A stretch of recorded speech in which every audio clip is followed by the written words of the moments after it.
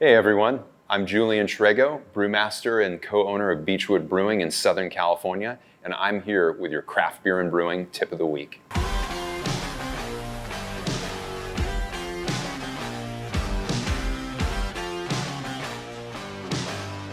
When it comes to training your palate and how to develop predictive sensibilities, that's something that should be constantly in motion for everybody. And I would encourage everybody to think about what they taste and smell daily when it comes to food, when it comes to brewing ingredients, and constantly train your palate. Even if you pick up a piece of grape candy and it's artificially flavored and you say to yourself, oh, okay, so that's how the flavor chemists are approximating grape candy.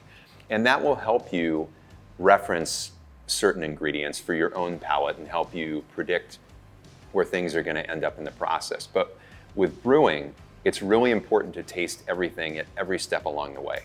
Grab some of that roast barley, eat it on its own. Grab some of that chocolate malt, taste it on its own. Maybe grab a couple kernels and mix them together with some maris otter and chew on that and see where that tastes in its raw form. Taste the wort. Taste the beer as it's fermenting. And when you taste these things through every step of the way, you understand how they evolve in the process. And then you can really get a sense of, when you taste a finished beer, knowing its origins. And this allows you, this is part of the key to understanding that reverse engineering of everything and developing predictive sensibilities. And when it came to selecting the dark or roasted malts for Utter Love, tasting chocolate malt, pale chocolate malt, coffee malt, roast barley, black malt, I tasted a lot of dark roasted malts, and some of them I like the flavor of, some of them I like the flavor of together. But as kind of a launching point, I did have some uncertainty as to which ones I necessarily wanted to use and in what proportions. And so kind of as a starting point, tasting chocolate malt, black malt, and roast barley in equal proportions, it gave a dark roasted flavor.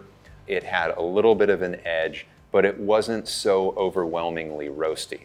And so I figured, based on tasting those three malts in equal proportions, that I wanted to include those in equal proportions, at least in the initial batches of that beer.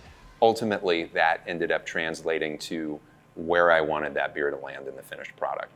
But if that didn't get me quite to where I wanted, I would go back and taste the beer again, maybe chew on some of those malts while I'm tasting that beer and seeing how that kind of alters the flavor profile. So there's also nothing wrong with grabbing a beer. Let's say, hey, do I want to change the base malt in my Pilsner?